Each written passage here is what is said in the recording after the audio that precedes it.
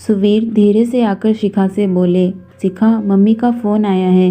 वे और पापा जी कुछ दिनों के लिए हमारे पास रहने आना चाहते हैं। कह रहे थे कि यहाँ बहुत परेशानी हो रही है। देवरानी दिव्या और उसके बच्चों का रवैया कुछ अच्छा नहीं है। हर समय व्यंग और कमेंट करते रहते हैं।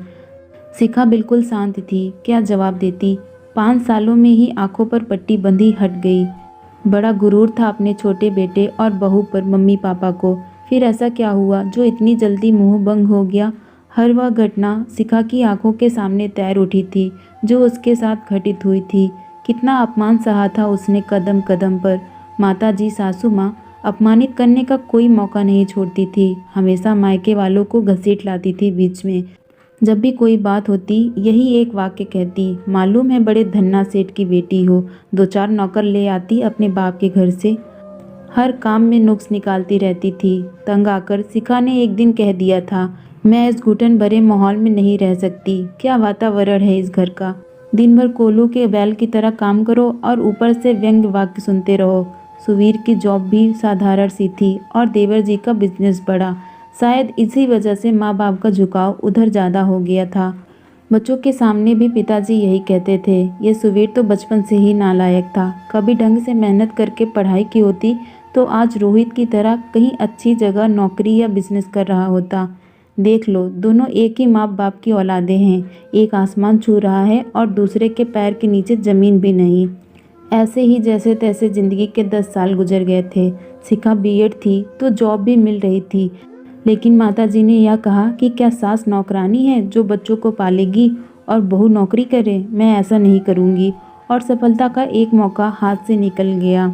ऐसे ही समय कटता रहा। हद तो तब हो गई जब एक दिन ससुर जी ने सुवीर से यह कह दिया, तुम्हारे पास नौकरी तो है ही, अपना अलग इंतजाम कर लो।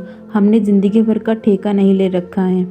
और फिर उस दिन शिखा ने सुवीर के साथ मिलकर यह ऐलान कर दिया कि ठीक है, हम अपना अलग इंतजाम कर लेंगे। क्योंकि कोई भी अपने स्वाभिमान को कब तक इग्नोर कर सकता था। आज भी शिखा को वो दिन और तारीख याद है। 14 फरवरी को जब सभी वैलेंटाइन डे मना रहे थे। सुवीर और शिखा अपनी नई गृहस्थी की शुरुआत के लिए नमक तेल लकड़ी का इंतजाम कर रहे थे।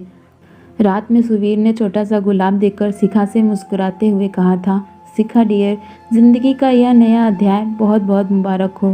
Happy Valentine day. मैं जानता हूँ सफ़र बहुत कठिन है, लेकिन अगर तुम और बच्चे साथ हो तो हंसते हंसते सारी मुश्किलों का सामना कर लूँगा। बस तुम सब उम्मीद का दामन थामे रहना और हर परिस्थिति में मेरा साथ देना। बच्चे शिवी और आरव छोटे छोटे थे, फिर भी वक्त के साथ अब इतने समझदार तो हो गए थे कि अब जब भी कोई एक्स्ट्रा खर्च की बात होती तो दोनों यही कहकर टाल देते, मम्मा कोई बात नहीं, हमें इसकी ज़रूरत नहीं है। और ऐसे ही समय का पहिया चलता रहा। शिखा ने होम ट्यूशन शुरू कर दी। सुवीर को भी प्रमोशन मिल गया था। दोनों बच्चे पढ़ाई में खूब होशियार निकले और दोनों को स्कॉलरशिप मिलने लगी। प्रभु कृपा से जीवन की आर्थिक समस्याओं का निदान हो गया और सभी एक हैप्पी फैमिली वाला जीवन गुजर बसर करने लगे। छोटी छोटी बचत करके एक छोटा सा फ्लैट खरीद लिया। शिखा ने भी अपने सपनों के आशियाने को बड़ी ही खूबसूरती से सजाया था। चारों तरफ खुशियां ही खुशियां थी। और आज ये फ़ोन की बात सुनकर शिखा विचलित हो उठी थी, क्योंकि उसने जो अपमान का दंश झेला था उसे आज तक भूल नहीं पाई थी। शिखा सोच रही थी कि कहीं ऐसा ना हो जाए कि सासू माँ और ससुर जी फिर उसकी हंसती खेलती ज़िंदगी में भूचाल ले आए।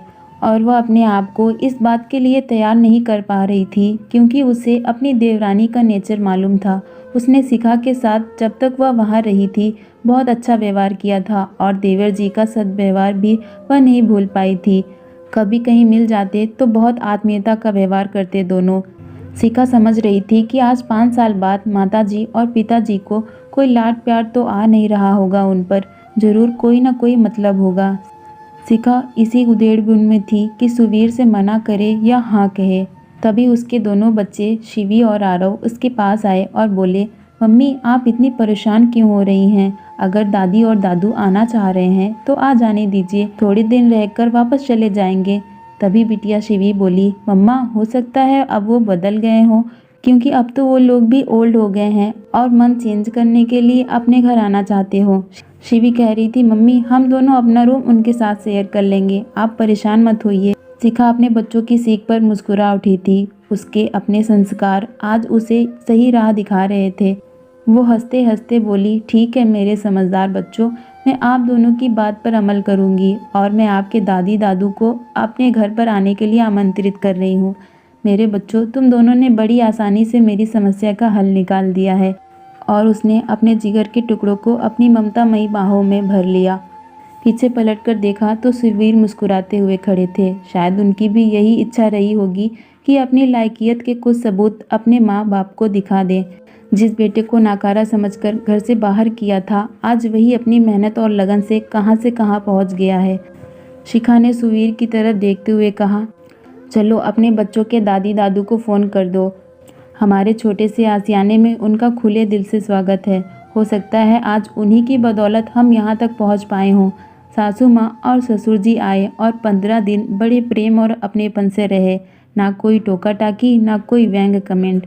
जब जाने लगे तो माता जी बोली, शिखा तुमने और बच्चों ने अपने प्यार से हम दोनों को जीत लिया। मन कर रहा है यहीं रह जाएं, लेकिन अभी वहाँ पर बहुत काम बाकी है, फिर आएंगे। शिखा बोली, यह घर भी आपका ही है, जब आपका मन हो आ जाइएगा। दोस्तों, इस कहानी को अपना अनमोल समय देने के लिए आपका बहुत बहुत शुक्रिया। कहानी अच्छी लगी हो तो प्लीज़ वीडियो को लाइक एंड चैनल को सब्सक्राइब कर दीजिए।